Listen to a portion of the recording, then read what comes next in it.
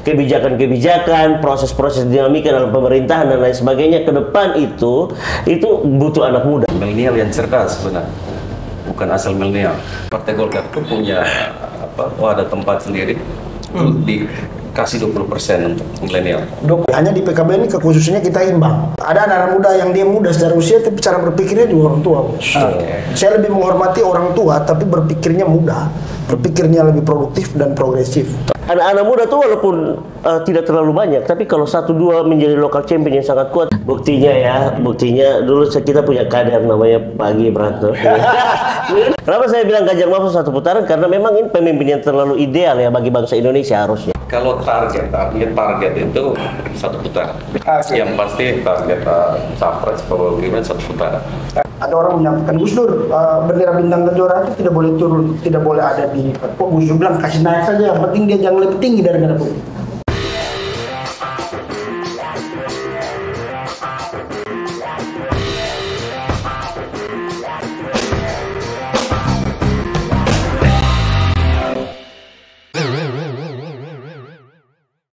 Selamat datang di Say Podcast bersama saya Victor Misa, dan hari ini saya ditemani oleh 3 orang politisi muda. Ini 3 orang politisi muda ini yang bakalan maju dalam kontestasi politik 2024 sebagai caleg, dan ini dari 3 partai yang berbeda. Ada selamat datang buat Bro Melfrid Gaspers dari Partai Golkar ya. Juga selamat datang kembali Bro Febrian dari PDIP, dan juga selamat datang kembali untuk Bro Bedi dari PKB. Dan ketiga politisi muda ini juga bakalan maju di dalam kontestasi politik sebagai calon anggota legislatif kalau 2 orang yang ini di Kabupaten Kupang ya. Dapil satu ya, ini 2 orang ini bakalan bertarung di satu dapil ini. Dan Bro Bedi di Kota Kupang ya. Dapil berapa, Bro? Bobo Kota Kupang. Bobo ya. Oke. Dan hari ini kita bakalan bahas topik seputar peran milenial di dalam politik 2024. Dan kita tahu kan kalau 2024 ini data dari KPU itu sebagian besar pemilih itu adalah milenial. Dan ini bukan pemilih, tetapi ini adalah petarung ini, 3 orang ini. Mungkin saya mulai dengan pertanyaan peran milenial di dalam lembaga legislatif. Apa sih urgensi dari milenial kaum muda di dalam kontestasi politik 2024 ini? Mungkin dari Bro Bedi duluan. Siap, Kak. Kalau beta milenial ini kan sebenarnya dia generasi di atas Gen Z ya. Generasi Gen Z, satu kelompok generasi yang duluan ada hari ini, yang juga sebagian sudah ada di parlemen. Ya, milenial sekarang juga beberapa ada di parlemen.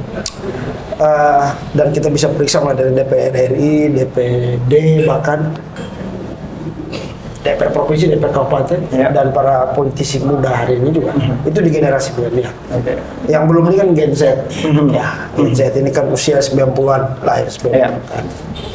Nah, peran paling penting di dalam proses politik sebenarnya menurut beta prinsip semua orang berpolitik kan sama. Ya, hanya karena orang muda ini kan milenial ini dia plan sendiri menurut beta di era yang baru, di kemajuan yang sudah lebih progresif dari era-era sebelumnya, sehingga peran yang paling penting itu kesadaran intelektual dia sebagai anak muda yang ada di dalam. Jadi urgensinya itu ada pada kesadaran dia di dalam politik itu sendiri. Ya. Kalau dari Bro Rian, apa sih urgensi dari kaum muda ini yang harus ada di dalam kontestasi politik 2024? Ya, jadi sebenarnya kan milenial itu kan milenial ini kan sebenarnya satu jenis. Jadi istilah sebenarnya yang dipakai untuk membedakan usia. Ada milenial, misilenial, alfa, dan lain-lain gitu. Kalau saya sekarang ini lebih senang sebutnya itu misilenial. Iya, bukan milenial saja. Karena di dalamnya ada zilenial juga. Gini, milenial dan zilenial itu adalah sekarang tuh mereka menjadi sasaran yang paling empuk. Karena kalau kita mau ngomong soal data, misilenial ini yang lebih banyak daripada baby boomer sekarang ya. That's right. Gen Y, Gen X, Gen Y ya. Gen Y, yang paling banyak sekarang. Ada Jadi 56%. betul. Jadi millennial ini lebih banyak daripada baby boomers dan juga Gen Y. Nah, ini menjadi sasaran empuk politik karena apa? Karena memang ke depannya orang-orang ini akan bertumbuh menjadi masyarakat yang justru produktif untuk menjemput bonus demografi dan juga menjemput Indonesia Emas 2045 kan. Nah, itu. Jadi kalau menurut saya begini, apa urgensinya? Urgensinya begini. Memang harus ada orang milenial di dalam menjadi subjek politik. Dia tidak bisa hanya menjadi objek politik saja sebagai sasaran empuk untuk orang meraup suara dari anak muda begitu. Tidak bisa. Anak muda harus dalam. Karena apa? Karena begini, kalau kita bicara soal perkembangan zaman ke depan tuh karena harus dipimpin oleh orang-orang yang mengerti barang ini. Maksudnya mengerti bagaimana mengelola teknologi, bagaimana mengelola masa depan dengan baik. Walaupun kita juga sebenarnya hormat kepada senior-senior itu gitu. Tapi kan ya tidak semua senior-senior juga mau belajar lagi turun ke bawah. Kan buktinya juga banyak senior-senior kita yang ya kalau sekarang baru tahu tentang milenial, baru tahu tentang zilenial. Kita buktinya saja kemarin COVID ya. COVID itu kan semua harus serba pakai Zoom. Orang-orang tua kita baru banyak yang mau belajar tentang Zoom. Anak-anak muda lebih cepat memahami hal itu. Nah, kebijakan-kebijakan, proses-proses dinamika dalam pemerintahan dan lain sebagainya ke depan itu butuh anak muda. Karena apa? Karena mereka yang mengerti barang ini supaya semuanya itu bisa diterjemahkan sampai tingkat daerah dengan baik gitu. Makanya kita sebagai anak-anak muda yang urgensinya harus maju. Jangan sampai ini nanti soal Mantap. Dari Bro Melfred sendiri, apa sih kepentingan anak muda di dalam? Kalau saya lahir di generasi milenial, yang pasti tahun 80 ke atas. Jadi milenial itu adalah generasi penerus sebenarnya. Jadi tolak ukur di sini jadi pembanding untuk generasi orang tua, di mana itu lebih vakum sebenarnya. Kalau mau kritis lebih vakum. Apalagi kita berbicara tentang dunia politik, kita tahu dunia politik di periode yang kemarin itu generasi milenial itu tidak diberikan kesempatan, wadah. Nah, saat sekarang ini anggaplah diberikan wadah, diberikan tempat. Bagaimana milenial yang cerdas sebenarnya, bukan asal milenial.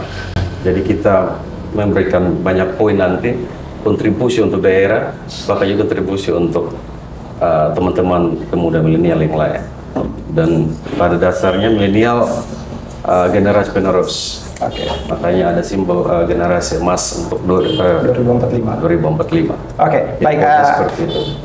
Melanjutkan dari tadi apa yang Bro Melfred katakan bahwa sebenarnya bukan hanya sekedar anak muda ya. Nah, apa kriterianya selain dia muda, apalagi yang membuat bahwa dia boleh atau dia dapat terjun ke dalam dunia politik? Dari Bro Rian. Ya, sebenarnya begini, kalau bicara soal politik ini kan banyak orang skeptis terhadap anak muda ya, kalau anak muda itu masuk politik.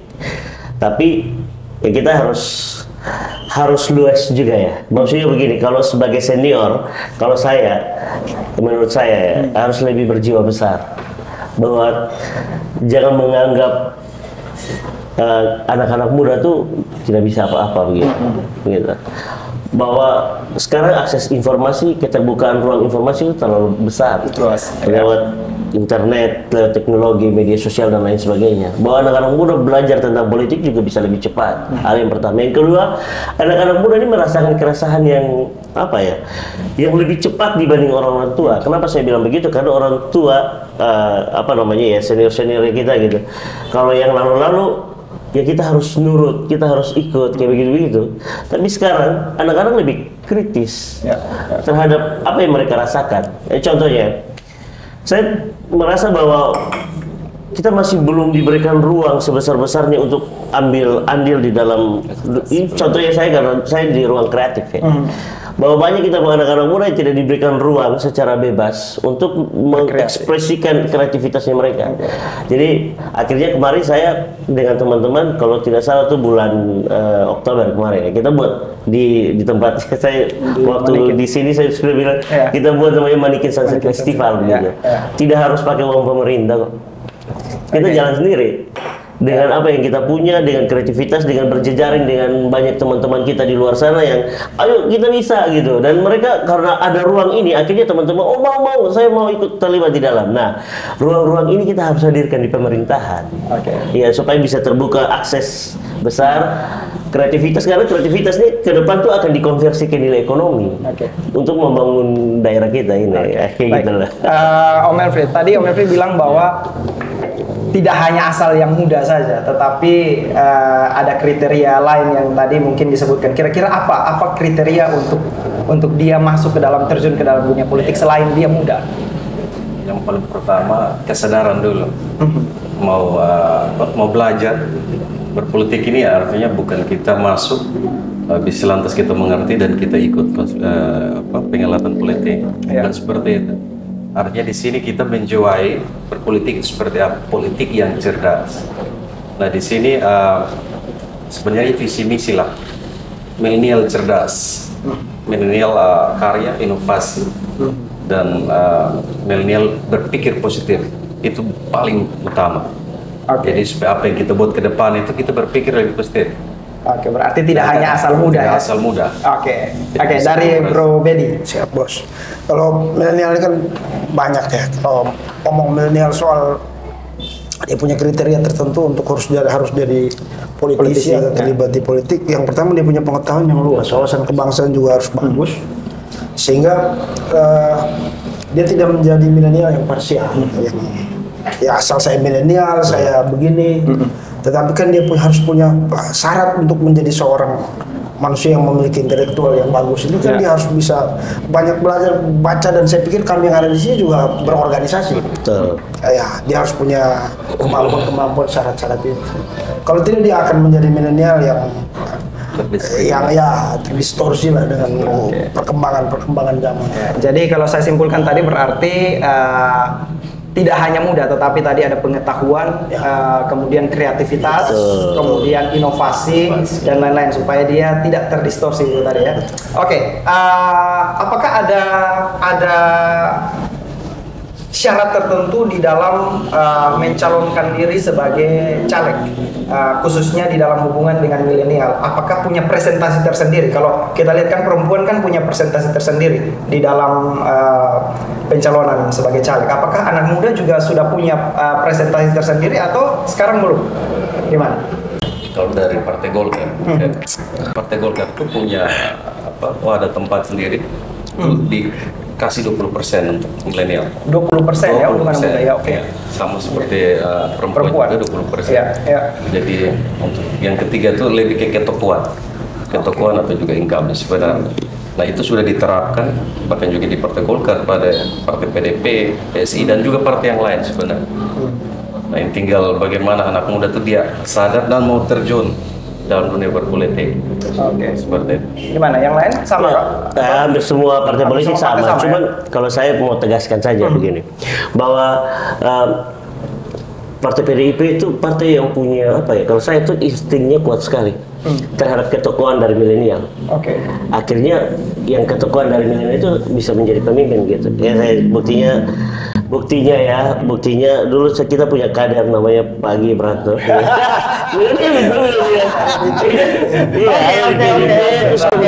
Terus ada Bobi Nasution gitu, orang-orangnya tuh milenial semua gitu kan. Yang akhirnya sekarang dan memberanikan diri sekarang maju sebagai cawapres itu karena insting PDIP itu kuat sekali untuk menjadikan seorang milenial pemimpinnya Pak ya. Nice. Dari Robi sendiri gimana? Beta ini menurut beta apa ya? Ini kan belum masuk ke situ. Lama. Hampir semua partai punya peluang lah. Jadi mereka memberikan kesempatan kepada anak-anak muda untuk ikut berpolitik. Kalau di PKB juga sebenarnya kalau dibilang presentasi normal tidak, karena perempuan ini kan jenis kelamin. Dia harus dikasih tempat karena dia diperjuangkan dalam regulasi kan. Kalau perempuan, sedangkan milenial ini tidak cover dalam regulasi apa. Dia mungkin kebijakan partai mungkin Golkar, sama seperti PDIP dan PKB. Hanya di PKB ini kekhususannya kita imbang. Antara yang tua dan muda ini harus seimbang, karena ada anak-anak muda yang dia muda secara usia tapi cara berpikirnya juga orang tua. Saya lebih menghormati orang tua tapi berpikirnya muda, berpikirnya lebih produktif dan progresif. Oh ya, itu nomor 3 begitu. Orang tua yang berpikir. Ketimbang anak muda tetapi cara berpikirnya seperti orang tua, saya gitu. Nice.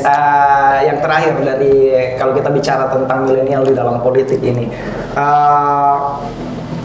di dalam sekarang kan ada yang sudah incumbent ya, dan itu presentasi untuk milenial khususnya untuk NTT itu sangat minim.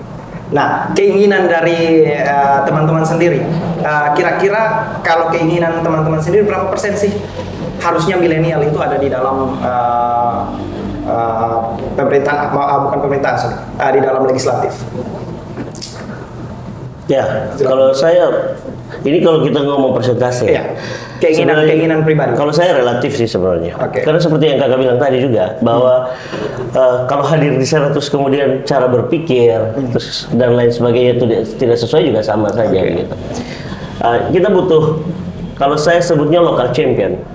Anak-anak muda dengan ya disebut sebagai local champion itu karena dia punya prestasi, dia mengerti sekali bagaimana kebijakan, bagaimana dia bisa berbicara dengan baik, mengungkapkan pendapat, menghimpun semua pikiran-pikiran dari masyarakat gitu. Terus kemudian dia memperjuangkan di sana. Saya pikir penting. Ya walaupun mereka tidak terlalu banyak ya, 1-2 orang, 3-4 orang harus Bung Karno. Ini saya bilang Bung Karno ya karena memang kita ideologinya jelas. Jadi Bung Karno bilang berikan saya 10 pemuda saya akan menguncangkan dunia kan begitu.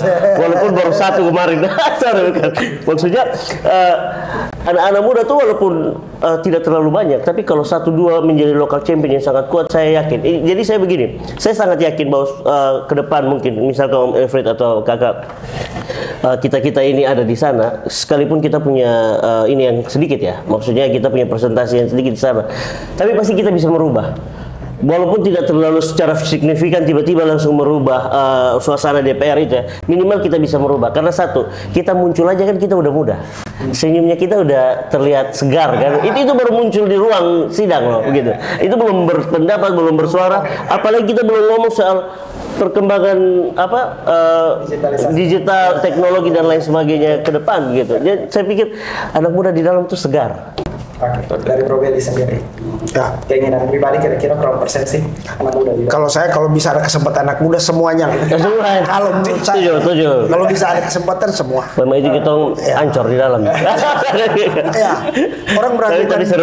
Orang meragukan anak-anak muda dari zaman ke zaman. Soekarno pimpin Indonesia di usia berapa? Masih sangat muda. Sahrir, Hatta, Tan Malaka dan semuanya kan masih muda-muda di usia mereka waktu itu.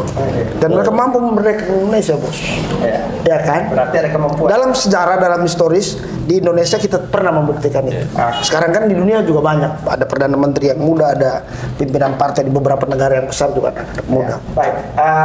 Jadi dalam topik ini kayak semuanya kayak sejalan ya, 3 orang. Oke, nah kita move kepada ini kan tanggal 7 nanti ya. Tanggal 7 nanti bakalan ada debat. Betul. Debat ketiga ya. Dan kita mungkin akan sedikit memprediksi dari 3 teman-teman di sini. Kita coba memprediksi apa sih yang akan terjadi di dalam debat capres nanti. Apa ekspektasi kita di dalam debat capres nanti? Karena kita punya tema pertahanan, keamanan, hubungan internasional dan geopolitik. Tapi sebelum kita masuk pada tema debat itu, saya ada dengar satu isu bahwa ini wacana bahwa Prabowo dan juga Gibran ini mencoba untuk satu putaran, untuk memenangkan dalam satu putaran ya. Isunya dalam satu putaran. Menurut teman-teman kira-kira gimana? Itu hanya angan-angan atau menurut teman-teman bisa saja ini terjadi? Gimana? Dari Bro Bedi duluan. Kalau harapan kan semua punya, Bos. Ya. Kalau beta dari paket Amin ini kan beta omong di NTT ini kan dari sejak awal podcast beta bilang beta juga omong rasa-rasa toh. Di betong di NTT ini kan kadang-kadang menurut beta ada distorsi informasi. Minta maaf, ada penggembosan informasi yang juga tidak sampai di sini sebenarnya yang di podcast awal. Tapi kalau kakak punya pertanyaan soal satu putaran, saya pikir Ganjar juga pasti pingin satu putaran, Pak Prabowo juga pingin satu putaran, mungkin Anies Baswedan dengan Muhammad di kubu kami juga mimpinya punya satu putaran. Semua angka ini kan lewat survei. Ya. Setiap hari kan kita lihat surveinya naik turun. Nah, pertanyaannya itu setelah kita melihat survei ini, apakah mungkin atau tidak? Kalau saya ya, kita rasional dengan tiga paket dengan angka yang saling kejar seperti ini agak susah. Kecuali menggunakan instrumen yang sangat kuat. Baik, dari Bro. Ya, semua partai itu punya mimpi. Punya hayalan juga. Dia punya asumsi juga masing-masing gitu. Ya, dan negara ini negara demokrasi. Kita menghargai semua mimpi, semua hayalan, semua asumsi-asumsi yang dikeluarkan sebagai isu. Kita menghargai itu. Tapi kenyataannya ya belum tentu seperti itu. Itu hal yang pertama. Hal yang kedua, ya kita juga tetap optimis. Ganjar Mahfud pasti satu periode. Satu putaran. Pasti satu putaran. Kenapa saya bilang Ganjar Mahfud satu putaran? Karena memang ini pemimpin yang terlalu ideal ya bagi bangsa Indonesia harusnya. Kita ini kelihatan tenang-tenang saja, tidak terlalu, tapi kita tetap satset, gitu kan ya. Kita juga belajar dari pengalaman-pengalaman yang lalu-lalu, periode-periode yang lalu kan seperti itu juga. Kalau tidak salah 2014 lah, gitu. Semua banyak partai politik kok dengan Pak Prabowo waktu itu, dan surveinya Pak Prabowo menang terus tuh. 2 minggu sebelum pemilihan tiba-tiba berbalik. Akhirnya Pak Jokowi yang menang kan begitu. Nah, jadi kalau saya sih sangat yakin sekali bahwa Pak Ganjar, Pak Mahfud ini masih tetap menang gitu ya. Karena mereka orang-orang yang betul-betul sudah secara pribadi mereka sudah mempersiapkan diri, secara partai juga betul-betul sudah mempersiapkan diri. Semoga Allah merestui. Dan dari Bro Melfri sendiri gimana, Bro? Mungkin tidak satu putaran. Kalau target itu satu putaran.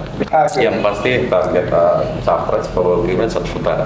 Dan dimanapun artinya semua capres punya target. Dan kita optimis kita harus satu putaran. Ya kalau 2 putaran berarti pusing. Satu. Target ini kita persiapan amunisi, artinya jangan sampai kita punya senjata amunisinya kurang, Kalau kita punya amunisi senjatanya tidak ada, dan ini strategi sebenarnya, strategi kampanye, strategi berpolitik seperti apa, dan intinya sebenarnya koalisi Indonesia Maju ini koalisi kemasyarakatan sebenarnya. Ini koalisi kemasyarakatan, tapi dipinjam dari Pak Marhaen, itu menyangkut kemasyarakatan, karena ada Gibran, ada teman-teman dari PDP yang lain juga sama-sama dengan kita, dan itu sebenarnya relatif sebenarnya. Karena berpolitik ini dimanapun kita berpolitik, yang penting kita mau membangun, kita sama-sama, karena membangun negeri tidak mungkin satu orang, masih kita butuh banyak orang. Dan strategi ini tujuan kita satu putaran target seperti itu.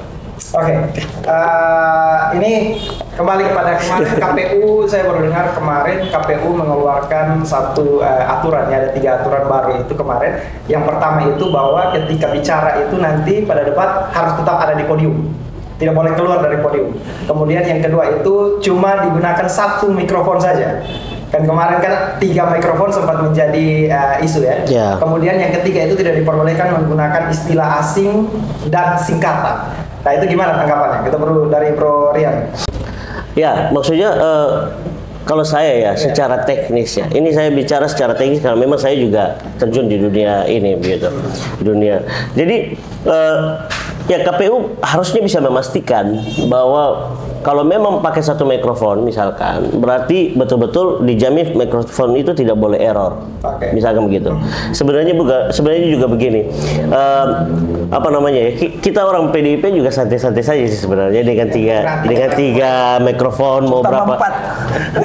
Terserah lah mau berapa. Kalau 3 mikrofon ya jelas nomor 3 itu selalu di hati ya. Tapi maksudnya kalau mikrofon terlalu banyak, memang betul secara teknis itu kenapa pakai 3 mikrofon? karena menjaga ya, supaya jangan backup, supaya jangan ada yang error dan lain sebagainya. Tapi kalau ada yang error ya bisa di backup dan lain sebagainya begitu. Itu bukan hal yang terlalu terlalu substantif ya menurut kami, itu sangat teknis sekali begitu. Dan oke, kalau memang KPU bisa menjamin itu, kita juga bersyukurlah supaya netral, kelihatan netral, tidak boleh ada yang ini. Itu hal yang pertama. Hal yang kedua adalah tentang kalau saya soal harus tetap di podium. Memang bahasa tubuh ini juga bisa mempengaruhi banyak orang, ya kan? Jadi biar dia tetap di podium saja, tidak boleh keluar, karena bisa orang bisa menginterpretasi banyak hal kalau misalkan dia keluar dari itu, karena bahasa tubuh ini cukup mempengaruhi orang-orang begitu. Ada, ya betul, bisa jadi menimbulkan kontroversi dan lain sebagainya. Tetap di podium, lebih baik di podium saja. Kalau memang tempatnya sudah ada ya di situ saja begitu, tidak usah berpindah-pindah di mana-mana gitu. Itu. Nah, yang berikut lagi satu hal tentang ini. Kalau saya lebih ke substansif ya.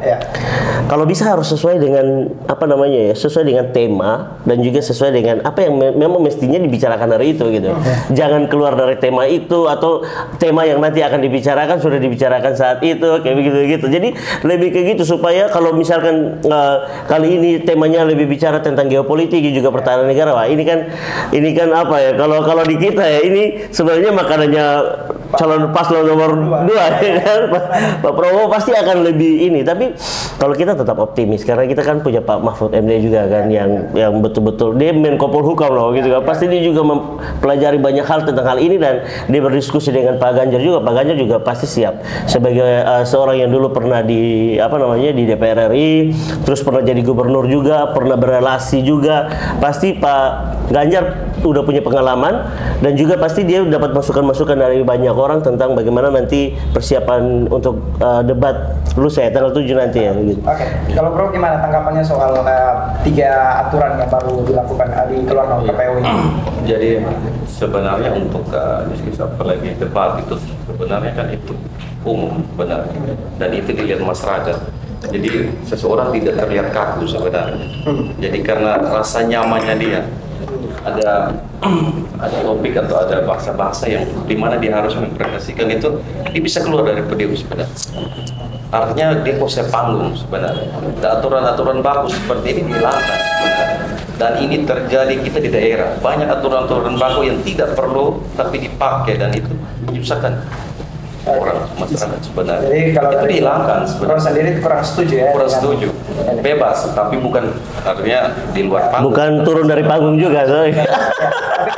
Kemarin kan aturan yang baru itu kan soal dilarang menggunakan istilah asing dan juga singkatan. Itu kan kemarin dilakukan oleh Gibran pada saat debat cawapres. Itu gimana tanggapannya?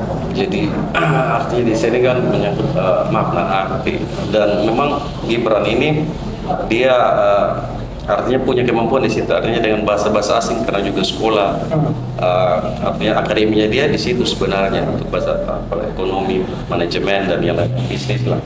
Dan bahasa asing itu memang tidak ada di aturan sebenarnya. Nah itu orang bahasa asing itu, kita yang pas jurusan lain juga Pak Mahfud MD juga pasti bingung, dan artinya di situ itu bukan satu pertanyaan jebakan atau bahasa-bahasa jebakan, tapi ya kita banyak belajar lah, seperti itu, banyak belajar lah. Oke. Dari Bro Bedi sendiri 3 aturan ini gimana? Kalau dari saya sebenarnya KPU kasih syarat apapun pasti semua paslon ikut. Cuman menurut saya sayang saja ketika ada perubahan aturan yang KPU bikin. Harusnya standarin dari awal. Kalau dia mau bikin, sehingga tidak terkesan KPU memiliki standar yang tidak tepat dalam urusan perdebatan pilpres ini toh. Padahal sudah ulang-ulang. Ya, harusnya kan dia dari awal itu standar sudah ada. Ini kan karena gunjingan di luar segala macam, sehingga kemudian KPU tidak boleh ada istilah asing, tidak. Kalau saya pikir kelas seorang Muhaimin Iskandar ya, menurut saya satu anak muda yang kami anak-anak muda hari ini, saya merasa keterwakilan saya sebagai aktivis Cipayung lah paling tidak itu ada di Muhaimin Iskandar. Kemarin kan juga sama, beberapa istilah asing kan ditanya di Pak Muhaimin. Pak Muhaimin juga tidak merasa tersinggung oleh pertanyaan itu. Biasa saja. Bahkan dia mengatakan ini pertanyaan yang bagus. Saya tidak merasa terganggu dengan melihat ya. Saya melihat Muhaimin sangat tidak merasa terganggu dengan cara-cara atau strategi yang Gibran pakai, yang dulu bapaknya pakai juga sebenarnya kan, kalau kita lihat. Oke. Nah, sekarang kita masuk kepada bagaimana kita prediksi gimana jalannya debat nanti. Karena kalau kita lihat di debat yang kedua itu kan kemarin Gibran menguasai panggung. Secara visual dia menguasai panggung dan dia lebih banyak diunggulkan lah oleh banyak orang. Dan apa yang akan terjadi di dalam debat yang ketiga ini menurut teman-teman? Apakah Prabowo bakalan diserang sama seperti debat yang pertama, ataukah dua orang calon presiden ini yang bakalan diserang? Karena ini kan makanannya Prabowo sebenarnya. Ya. Gimana teman-teman dari Prabowo? Kalau beta sih, kalau soal ini makanannya Prabowo, saya pikir juga tidak, Mas. Kita ke belakang ya menurut saya. Saya selalu melihat perkembangan bernegara ini kan historis itu jangan pernah lupa kesejarahan. Dulu Soekarno siapkan orang untuk menjadi teknokrat, pembicara ulung dan pemikir besar untuk bangun republik, kan dikirim orang keluar untuk sekolah. Kekurangan bangsa ini kan di teknokrat yang di luar, yang dia kirim keluar, yang juga akhirnya karena kasus besar mereka tidak kembali. Ada Franseda, ada banyak yang dikirim keluar untuk datang. Kalau bicara soal Prabowo yang lebih mampu dalam urusan luar negeri, dalam urusan geopolitik luar negeri global, kakak mungkin bisa buka referensi wawancara media asing yang saya tidak bisa sebut di sini ketika dia wawancara Anies Baswedan. Saya menghormati Pak Anies dari sisi kemampuan dia berbahasa Inggris. Bisa dicek, bisa dilihat bagaimana dia memperjelas kata per kata bahasa, dan kalau kita cek maknanya sama dengan apa yang diucap. Jadi tidak menggunakan ejaan Inggris pakai bahasa Indonesia, tapi artinya beda macam Gibran bikin kemarin kan ejaannya bahasa Indonesia. Kalau diartikan dalam bahasa Inggris kan harusnya beda tuh. Itu kan pelajaran SMP itu semua. Kedua, kalau mau dibilang siapa menyerang siapa dalam proses ini, persoalan pertahanan keamanan negara di Indonesia ini paling hari ini kita bicara tentang Papua. Dan kalau kita bicara tentang Papua, saya pikir Pak Prabowo harus siap banyak alasan. Ya, karena kita mengerti Prabowo dengan posisi dia waktu itu ya. Ke Papua itu seperti apa. Kalau kita mau bicara yang lurus-lurus kan kita semuanya aktivis. Kita belajar harus jujur bicara tentang bagaimana Papua dianeksasi dan lain sebagainya. Itu kan mengerikan. Tapi kan tidak bisa kita omong vulgar di sini. Beliau capres soalnya. Tapi itu Pak Prabowo harus siap diri menurut saya. Karena akan banyak pertanyaan. Berarti akan ada kemungkinan bahwa Prabowo bakal diserang. Kalau mungkin juga serang, ya dia harus mempersiapkan diri. Untuk mempertanggungjawabkan itu ya. Oke, dari Bro Rian sendiri gimana? Ya, kalau saya masalah ini kan debat. Saling serang menyerang itu pasti terjadi di dalam. Cuma seperti juga yang Kak bilang tadi, bahwa ya bukan berarti bahwa Pak Prabowo bakal menguasai debat kali ini, panggung debat kali ini, bukan begitu juga, karena yang lain juga punya pengetahuan dan juga punya pengalamannya masing-masing ya, sendiri-sendiri begitu. Walaupun ya, saya harus jujur bahwa Pak Ganjar itu kan kelihatannya bukan ini ya, maksudnya karena dia memang betul-betul orang, kelihatan dia sosial sekali, sosialis. Ya, orangnya sosialis, bukan dari ABRI atau dari mana begitu. Cuman kalau saya dia orang pemikir dan dia pembelajar yang hebat, Pak Ganjar ya, maksudnya. Mungkin beliau pasti akan mempersiapkan materi-materi yang terbaik begitu untuk debat nanti, dan juga berkaitan dengan saling serang, saya yakin lah dia bisa mampu menjawab itulah. Nah, berkaitan dengan Pak Prabowo, ya mungkin nanti Om Elix yang bisa menjelaskan lebih. Oke, Bro Melvin setuju dengan dua teman kita ini? Saya setuju. Teman-teman ini intelektual semua, artinya punya kemampuan, dan teman-teman juga pasti membawa ideologi masing-masing di setiap capres. Jadi yang pasti, yang saya bilang tadi, siapkan amunisi. Karena berbicara keamanan, berbicara geopolitik, dan geopolitik ini artinya kan ini sudah nasional sebenarnya. Kalau bilang nasional, kita bicara Papua, kita bicara Ambon, bahkan juga kita bicara NTT, bahkan juga ada Kalimantan. Ini saya kasih contoh Kalimantan. Kalau IKN ini, seandainya IKN tidak diteruskan atau tidak dibangun, sudah pasti ada daerah yang bisa mereka sendiri.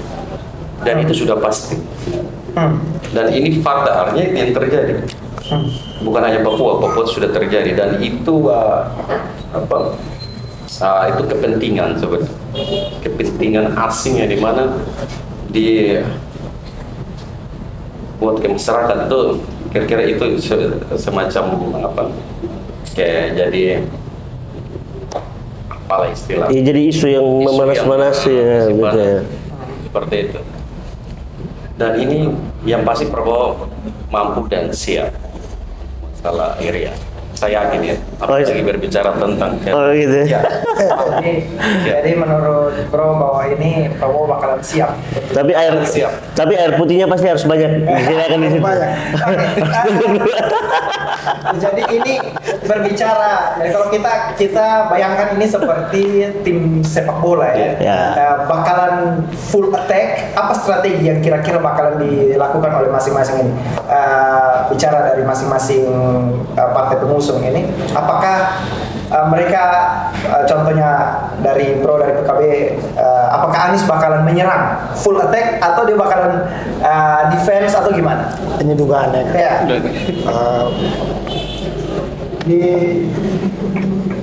Di karakter Pak Anies kalau kita lihat ini kan karakter dia menyerang itu susah. Dia seorang akademisi yang kalau banyak orang lihat dia bicara kan tidak seperti orang yang menyerang orang. Dia lebih kalem dalam urusan ini. Dan saya yakin di perdebatan itu Pak Anies menguasai. Dari menguasai ya? Ya. Kemudian untuk Pak Ganjar gimana? Menguasai dalam hal ini mungkin waktu habis.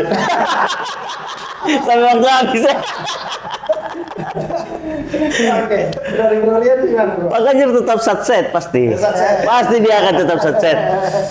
Oke, memang banyak isu yang bicara tentang Pak Ganjar.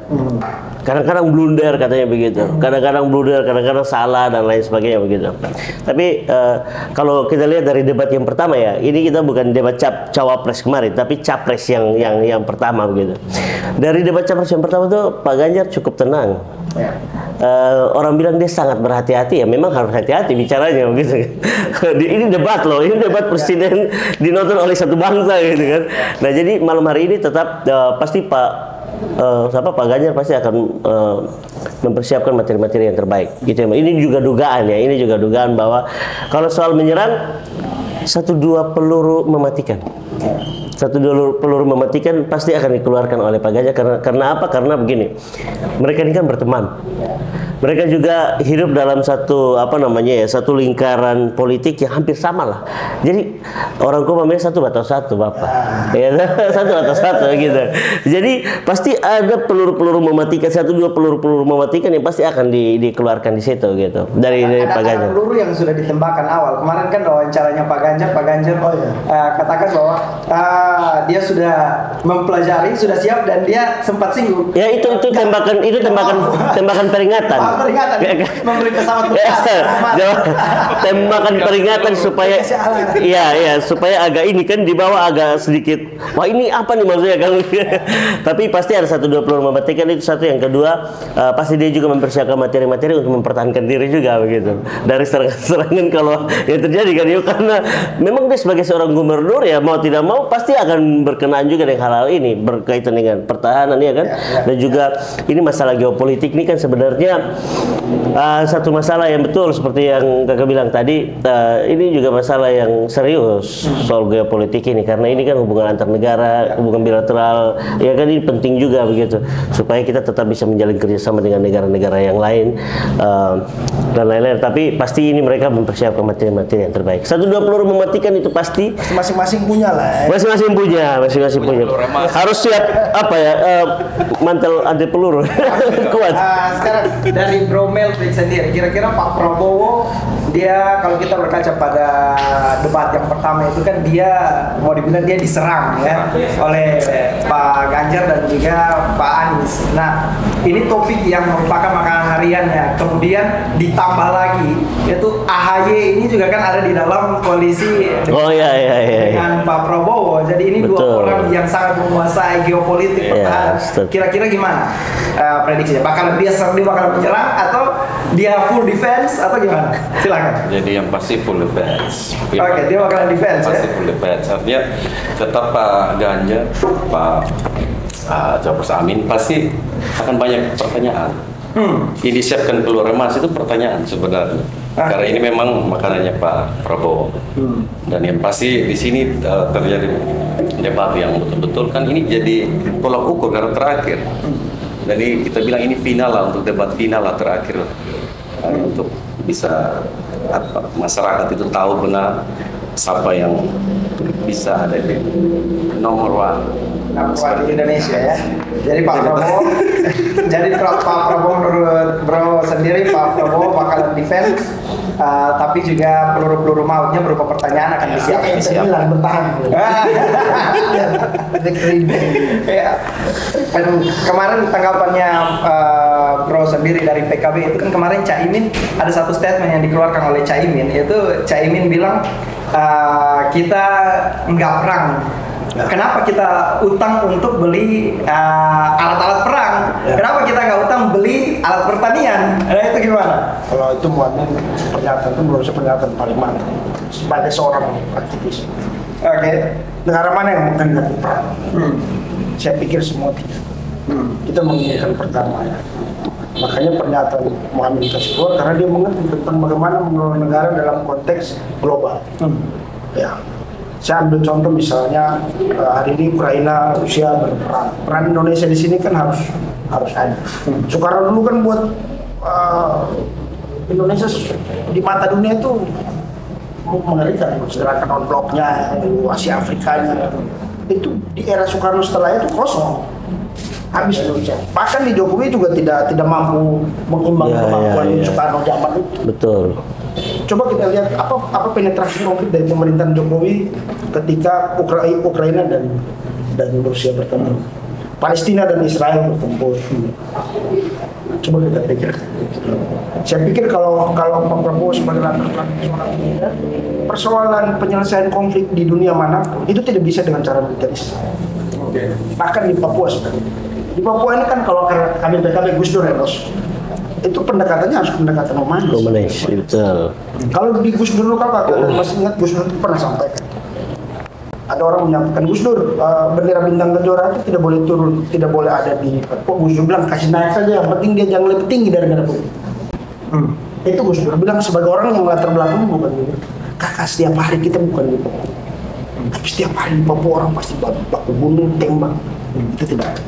Dan ini saya pikir sumber kemanusiaan yang paling bisa dibicarakan di Pilpres secara serius. Indonesia kalau kehilangan Papua itu kita kehilangan seorang ibu yang menghidupi seluruh Nusantara. Harus jaga betul-betul, dia tidak bisa dengan pendekatan dia. Jadi mau beli senjata apapun, mau perang dengan siapa, orang Papua orang Indonesia bisa. Mau beli senjata sebesar apapun, kita mau diserang oleh siapa. Nah, kalau menjaga republik ini dengan kekuatan militer ya, saya pikir industrialisasi militer itu harus dipikirkan untuk diproduksi di negara Indonesia, bukan kita beli dari luar. Ya kan, berarti Bro setuju dengan apa yang dikatakan oleh Pak Muhaimin ya? Ya sangat. Dari Bro Rian sendiri setuju? Ya, jadi kita ngomong pertahanan, kita ngomong soal kedaulatan negara. Kalau saya begini, betul juga. Jadi kan di nomenklaturnya kan Kementerian Pertahanan dan Ketahanan. Jadi selain ngomong soal tembak menembak, tapi soal makan minum juga. Ya kan, soal perut juga ini gitu. Kan orang mau pergi berperang juga kalau perut kosong biasa rese kan. Kalau lapar biasa rese. Nah, maksudnya saya begini, betul, tapi harus diseimbangkan. Kalau saya kalau melihat kemarin Pak dengan Pak Prabowo ya, ya isu, saya tidak tahu ya faktanya seperti apa, tapi saya lihat, baca dan nonton di mana-mana bahwa isu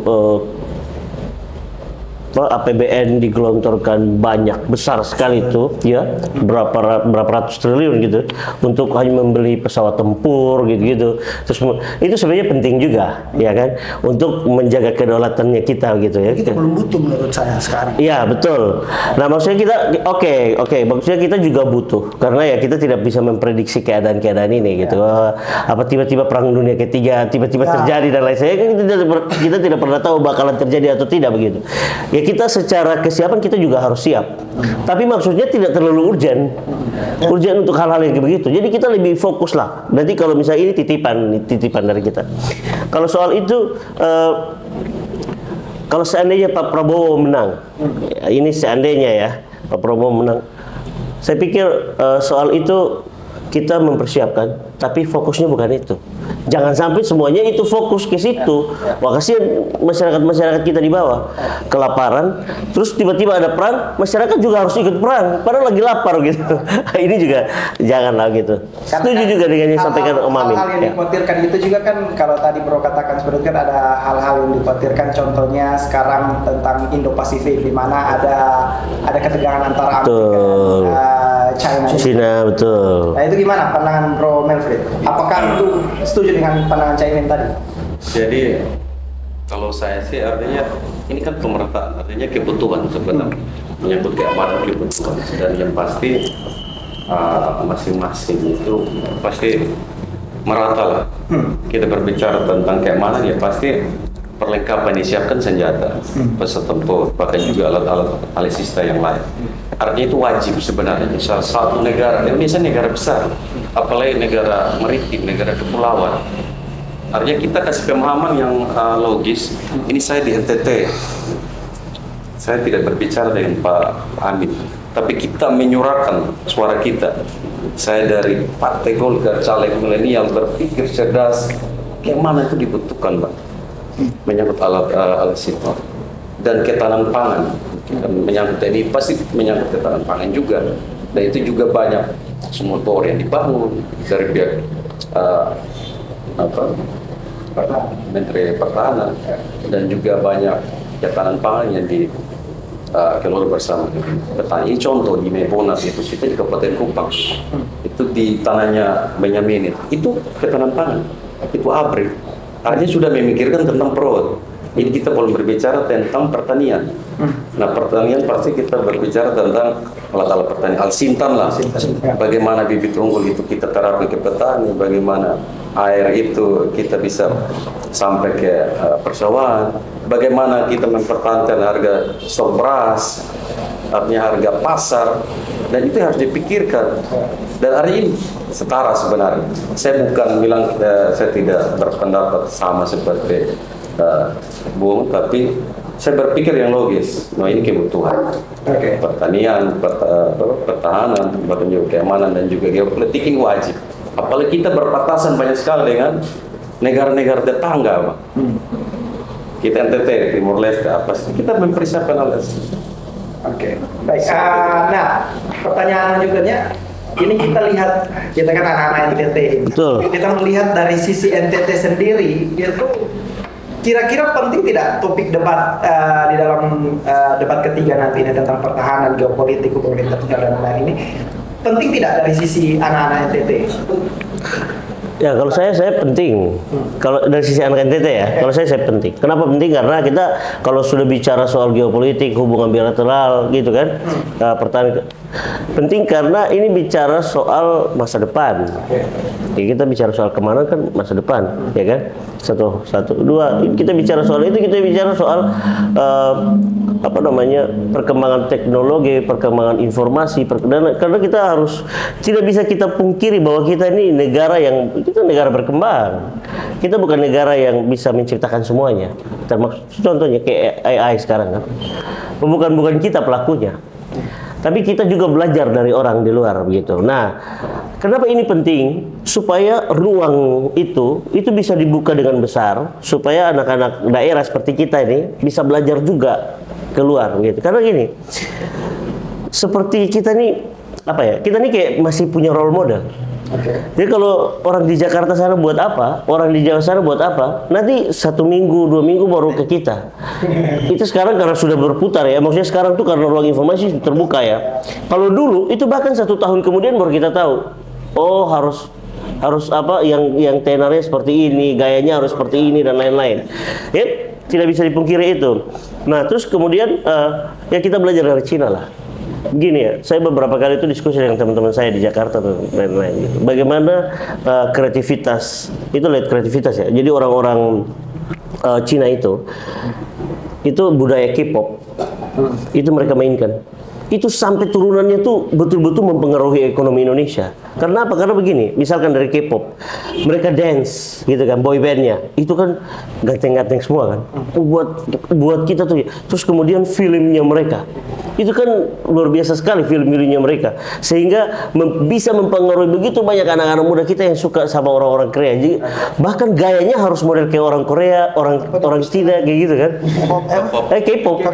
Nah, budaya itu tuh terlalu kuat. Bahkan sampai kayak gini loh. HP harus beli sama, jam tangan harus beli sama, kacamata harus sama, pakaian semua harus sama. Jadi semua tuh impor besar-besaran ke kita.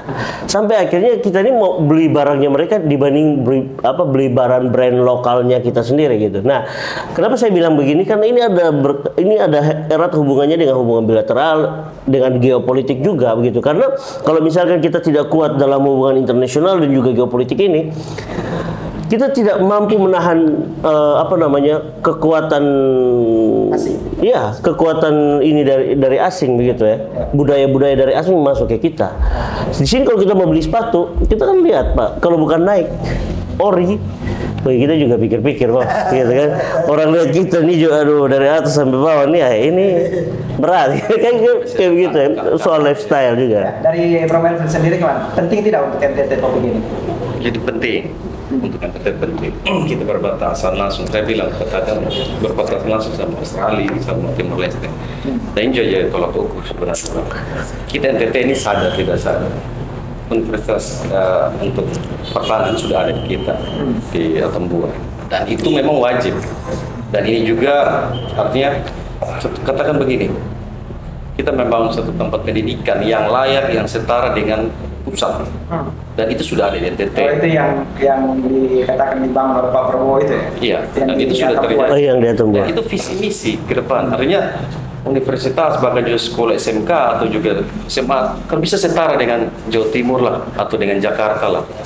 Ya begitu. Artinya anak-anak jangan banyak keluar lagi. Terjadi pemerataan ya. Pemerataan. Ya, itu yang juga yang disampaikan Pak Ganjar. Seperti itu. Itu sama sebenarnya. Tapi banyak orang yang harus membangun negara ya. Oke, Bro. Ya. Penting yang pertama karena kita hidup di provinsi paling selatan di Republik, ya berbatasan dengan Timor Leste, berbatasan dengan Australia, lalu dia penting, tapi kita bicara tadi yang saya tekankan itu urgensi, kebutuhan dasar. Makanya kenapa daripada beli senjata, mending beli alat pertanian kan, waduh. Juga kalau kakak punya pertanyaan adalah dia sangat penting di NTT, pasti akan jawab. Seperti karena dengan alasan tadi kita berbatasan dengan beberapa negara, tetapi pendekatan yang mau kita sampaikan di NTT ini kan juga Jokowi ini dia sudah bangun pasar di perbatasan dengan Timor Leste. Coba dicek hari ini pengelolaan pasar ini belum mati itu pasar. Iya. Di perbatasan aktivitas ekonominya tidak ada. Jadi bangunannya ada tapi aktivitasnya lemah. Jadi kita butuh yang juga mungkin ya bisa dengan Timor Leste bisa saling aktivasi untuk bisa ini. Ya. Saya pikir saya tanggapi ini seru artinya gini. Ini pusat kita membangun ini artinya dana APBN, dana pusat lah. Nah ini tugas kita daerah. Ini tugas daerah kita artinya di daerah itu bagaimana bisa berpikir kembangkan UMKM yang terjadi. Dan ini memang pasarnya sekarang kita anak muda sekarang. Dan punya brand-brand tersendiri, abang tahu pasti lebih paham tentang ini UMKM. Dan ini kalau betul-betul dikelola baik, UMKM NTT ini maju sekali. Karena punya perbatasan langsung dengan internasional ya, dengan akses pasarnya harus dibuka. Ya tadi Tapi ada soal kalau yang di situ. Bahwa walaupun akses pasar dibuka, tapi kalau kekuatan hukumnya tidak dijaga dengan baik, itu juga soal. Jadi problem ya. Makanya harus nomor 3 karena Mahfud MD ada di situ. Siap. Gimana harus? Jadi Gimana, Bro Melfrid? Jadi artinya diberikan kesempatan yang betul-betul. Jadi pemerintah daerah ini kan banyak pemerintah daerah yang betul-betul harus memperjuangkan itu. Jadi artinya pembangunan sudah dari pusat. Kita daerah yang melakukan pembangunan sebenarnya. Tidak bisa dipungkiri bahwa ini kan maksudnya jadi rahasia umum lah. Bahwa akses itu boleh dibuka, pasarnya aktivitas boleh ada, tapi pasti akan dimonopoli oleh orang-orang tertentu kan? Iya, orang-orang tertentu masa depan pasti ini yang di daerah pasti akan dimonopoli. Nah, karena itu kita butuh orang-orang yang satu dia harus betul-betul berani untuk memberantas mafia-mafia, berani untuk memberantas korupsi. Itu harus sekali lagi nomor 3. Nah, saya bicara perut. Ini perut. Ketahanan pangan. Oke. Nah, ini satu pertanyaan terakhir. Apakah debat ketiga ini nanti akan mempengaruhi elektabilitas khususnya di NTT dengan topik ini? Gimana? Khusus NTT ya. Ini ya. Gimana, Bro Bedi? Kalau berpengaruh, dia sangat berpengaruh. Karena jumlah swing voter di Republik Indonesia ini kan, atau di NTT ini pemilih yang belum menentukan sikap. Ini anak teman-teman muda, bahkan di era kita sebut dari awal milenial juga, mereka masih simak. Makanya kenapa Gibran boro-boro kemarin dia curi panggung betul untuk mau milenial, kerasa kerusuk segala macam. Itu hanya untuk mau curi panggung. Jadi dia menentukan sekali perdebatan ini. Kalau di NTT saya pikir bisa berpengaruh. Kami di tim Aminnya juga realistis untuk NTT. Kita juga pasang target untuk persentase suara juga pasti tidak besar-besar amat aja. Tapi harus tetap optimis dong. Harus tetap optimis. Menguasai 3 Jawa itu kan menguasai Republik menurut saya dalam Betul. Tetapi kita juga harus ingat bahwa perbedaan Pak Prabowo dan Jokowi di perolehan 2019 kemarin itu kan juga tidak jauh 1-2 juta. Betul. NTT 4 juta DPP. Betul. Mungkin juga di situ bisa di. Tapi untuk Amin berharap banyak di Nusa Tenggara Timur ini kita juga realistis. Apakah akan berpengaruh? Kalau saya akan berpengaruh ya, pasti akan berpengaruh begini. Ya kita lihat presentasi lah, presentasi orang yang menonton lewat TV misalkan kan tidak banyak, tapi kalau lihat media sosial itu pasti banyak sekali. Bahkan ini debat itu ya saya tidak tahu lah ya kalau kita mau baca presentasi debat ini ya maksudnya karena begini, ini gini ya kemarin saya di beberapa podcast saya juga ngomong tentang bagaimana di namanya Mark Plus itu ada episode guru namanya itu di situ Pak Herman Kertajaya salah satu ahli marketing di dunia ya dia menceritakan tentang bagaimana pola anak-anak muda sekarang ini dalam menentukan sikap politiknya. Anak-anak muda nih politik kan bukan bahasa mereka tiap hari, pembahasan mereka tiap hari. Politik bukan makanan mereka tiap hari. Bahkan banyak yang antipati terhadap politik anak-anak muda ini gitu. Karena mereka tidak terlalu tersentuh oleh politik begitu. Tapi sekarang ini karena buzzer masuk ke semua media sosial dan lain sebagainya, akhirnya mau tidak mau mereka juga terjun ke dalam, tercelup juga ikut ke dalam. Nah, tapi mereka masih terpengaruh dengan potongan-potongan video-video. Jadi percaya bahwa banyak anak muda yang tidak terlalu hobi nonton secara live ya, dari pertama sampai terakhir. Kecuali anak-anak muda yang memang dia hobi politik, passionnya ke politik. Tapi selain dari itu, mereka akan menonton potongan-potongan video ini. Kalau mereka sudah senang dengan salah satu capres itu akan sulit. Tapi ingat bahwa anak-anak muda itu orang-orang yang akan menentukan sikapnya itu di akhir-akhir, pencoblosan. Mau coblos, baru mereka berpikir, siapa ya kira-kira ya yang paling baik. Bisa jadi waktu buka kertas suara ini baru, sudahlah. Siapapun doa lebih, sekarang siapapun doa lebih kuat gitu untuk anak-anak muda lah, kayak gitulah. Baik, dari Melfrid sendiri, kira-kira akan kabar pengaruh Dan yang pasti penting NTT untuk inilah dalam artian seperti ini. Jadi milenial ini diberikan wadah, diberikan tempat, banyak dialog diskusi seperti ini. Dan kalau keseringan diberikan kesempatan, yang pasti milenial ini akan sadar. Ini artinya memang kita bilang lah 30% kesadaran politik sekarang di NTT lah pemuda itu sudah betul-betul sadar. Dan kita di Golkar, bahkan juga teman-teman di partai lain, aktivis itu kan banyak. Kita dari mahasiswa itu aktivis, ada juga organisasi-organisasi. Tapi mau dikembangkan ke politik, ini kan orang berpikir panjang. Pertama, finansial yang mereka pikirkan. Ya, artinya punya relasi, punya mitra, bahkan juga di situ ada pemikiran yang bahwa berpolitik ini kan poli, artinya kan putarannya bohong lah. Sebenarnya kan bukan, berpolitik artinya kita lahir ini sudah berpolitik sebenarnya. Tapi sadar tidak sadar ya harus dari sekarang. Kapan lagi? Seperti itu. Berarti akan berpengaruh ya? Ya, pasti berpengaruh. Oke, baik. Sebelum kita closing, mungkin ada final statement dari teman-teman. Saya persilakan dari Bro Billy dulu. Ya, terhadap pilpres. Keseluruhan. Ya, kalau saya sih mengajak anak-anak muda jangan pernah jauh dari politik. Perkembangan seluruh dunia dari politik, ekonomi segala macam itu ditentukan oleh kebijakan politik.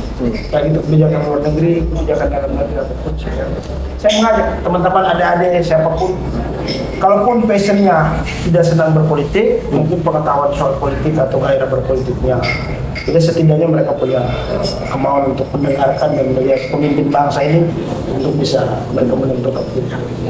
Oke, dari Bro Rian. Ya, kalau saya juga ya hampir sama ya. Tapi kalau saya begini, saya mengajak teman-teman semua. Ini kita bicara lebih ke teman-teman muda ya, milenial dan zilenial, bahwa masa depan bangsa negara kita ditentukan oleh kita. Kalau kita bicara soal masa depan bangsa itu ya terlalu kompleks ya, terlalu besar. Tapi itu akan mengenal sekali dengan kehidupan kita tiap-tiap hari, termasuk juga dengan masa depan kita dengan kebijakan-kebijakan yang terjadi di dekat-dekat kita. Memang kita tidak perlu apatis lah dengan politik.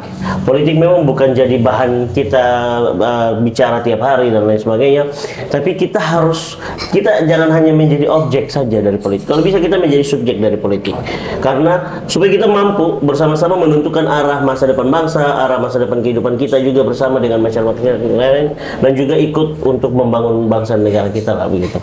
Dengan di dalam politik ya, dan mampu mengkonversi itu semua ya, walaupun kita punya kemampuan atau passion di bidang-bidang yang lain, tapi kita berusaha untuk bisa mengkolaborasi itu dalam politik untuk bisa mengambil kebijakan-kebijakan yang baik untuk bangsa negara.